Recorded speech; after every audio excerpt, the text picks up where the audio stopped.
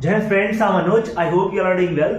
अगर आपने सीडीएस 2026 का पेपर दिया है और पेपर में आपने अपीयर किया है तो आपको एक क्वेश्चन मिला होगा जो कि हिस्ट्री से रिलेटेड है। आप क्वेश्चन स्क्रीन पर देख सकते हैं। क्वेश्चन कुछ इस प्रकार से पूछा गया था और मैं स्टूडेंट्स आपको बताता रहता हूं कि आपको एनसीईआरटी फॉलो करना है। जो बच्चे फॉलो नहीं करते हैं उनको विश्वास नहीं होता है, मैं उनको दिखाता हूं। अभी देखिएगा, ये क्वेश्चन एनसीईआरटी 6 क्लास से क्वेश्चन आए हैं। 6 क्लास 5 नंबर चैप्टर अगर आप पढ़ेंगे तो वहां पे आपको मिलेगा राइज ऑफ जनपद महाजनपदा, और महाजनपदा जो चैप्टर है वहां से क्वेश्चन पूछा गया है। स्टूडेंट 6 क्लास के एनसीईआरटी से सीधे सीधे पूछा गया क्वेश्चन है। एनसीईआरटी को अगर आप फॉलो करते हैं आपको क्वेश्चन सीधे सीधे मिलेंगे। 6 क्लास के एनसीईआरटी चैप्टर नंबर 5 में अगर आप देखेंगे तो मगधा का जो राइज हुआ है उसके बारे में क्वेश्चन दिया गया है। और मगध का राइज की अगर बात करें ना तो चैप्टर नंबर 5 का पेज नंबर 3 देखिएगा, वहां पे लाइन नंबर 12 पे आपको ये पॉइंट्स मिलेंगे देखने को। 7 पॉइंट लिखे हैं और वही पॉइंट यूपीएससी ने उठा करके रख दिए। कितनी मतलब आप देखिए कितनी ग्लोरी है एनसीईआरटी की, किस तरीके से क्वेश्चन आते हैं।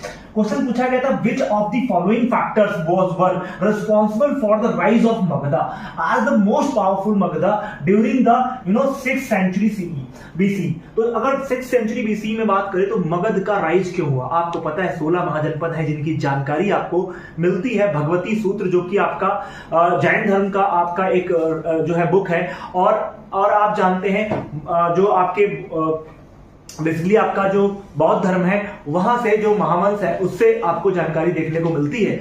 और इनकी जानकारी हमें मिलती है जो 16 महाजनपद है, जिनमें से 8 महाजनपद आपको पता है आपके यूपी से हैं और 2 महाजनपद आउटर इंडिया है, जो that is Gandhar and that is आप देखते हैं जो आपका कंबोज है।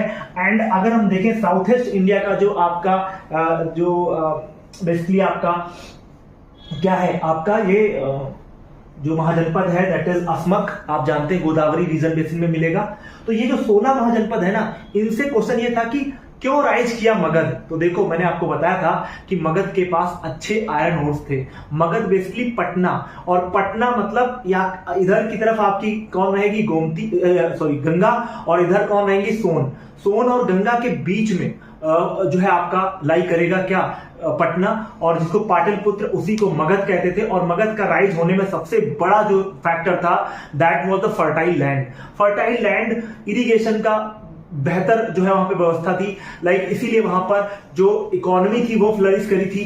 अगर हम बात करें सबसे बड़ा इंपॉर्टेंट पॉइंट जो कि मगध से निकल के आता है, मगध के पास अच्छे प्रकार के हाथी थे, अच्छी प्रकार की सेना, उन्होंने हाथी लर्नेट किए और उनको ट्रेन करके आर्मी बनाई, और साथ